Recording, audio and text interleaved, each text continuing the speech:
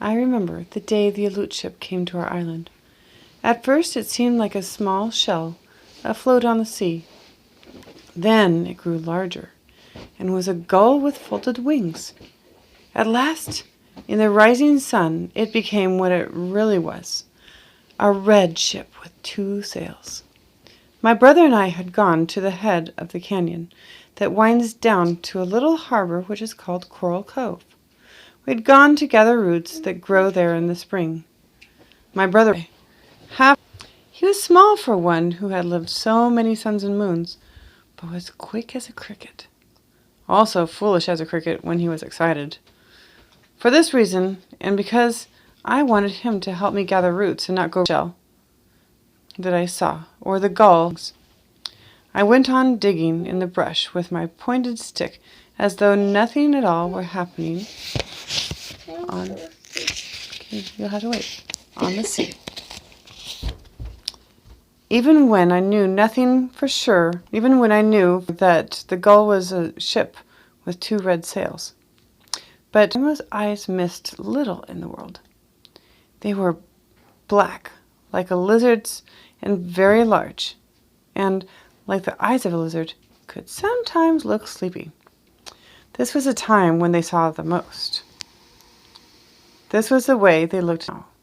They were half closed, like those of a lizard lying on a rock, about to fly, without any scratches.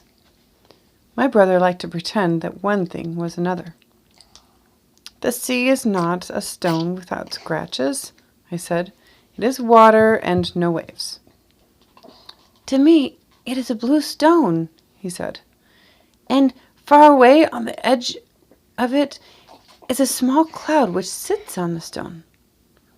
Clouds do not sit on stones, on blue ones or black ones or any kind of stones.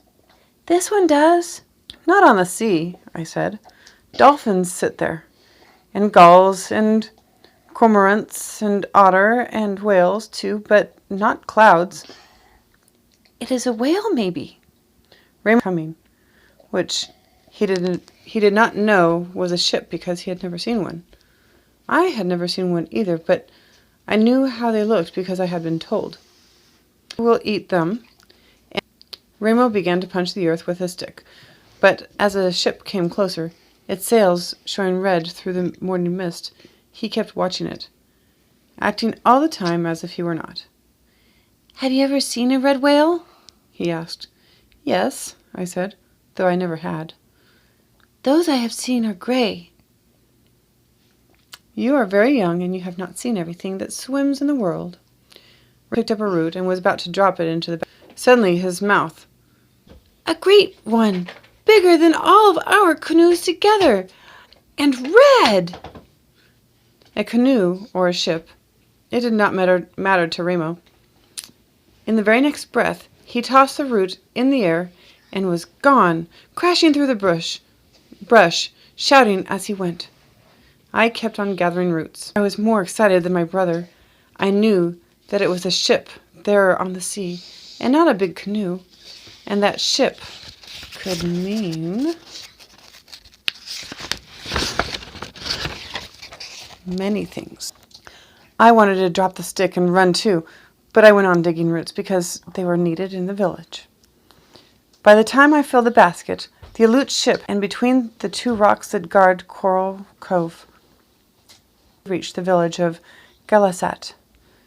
Carrying their weapons, our men store, our women were gathering at the edge of the mesa through the heavy brush and moving swiftly down the ravine until I came hands and knees. Below me lay the cove, and shone or on the white sand of the beach. Half the men from our village stood at the water's edge.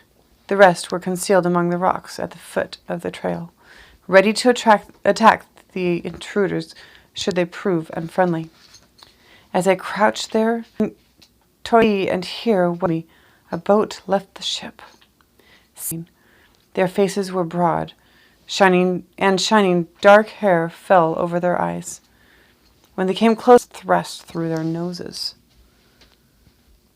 Behind them, in the boat, stood a tall man with a yellow beard.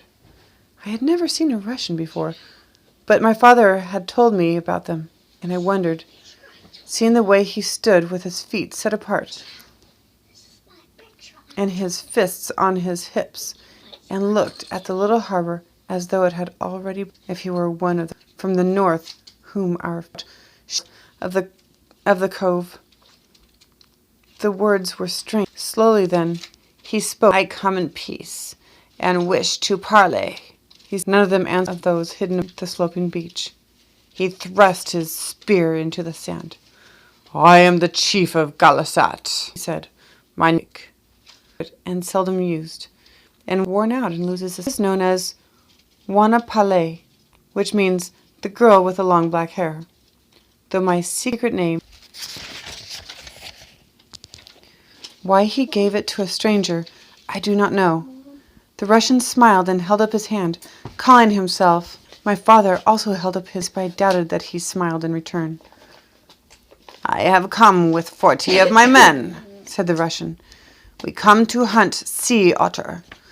We wish to camp on your island. So tall as Captain Orloff, what the Russian had said. He was in because the Aleuts had come. Father was silent. Might a fool, and trouble because you and your tribe did a fool wished us to hunt from one moon to the next, never ceasing.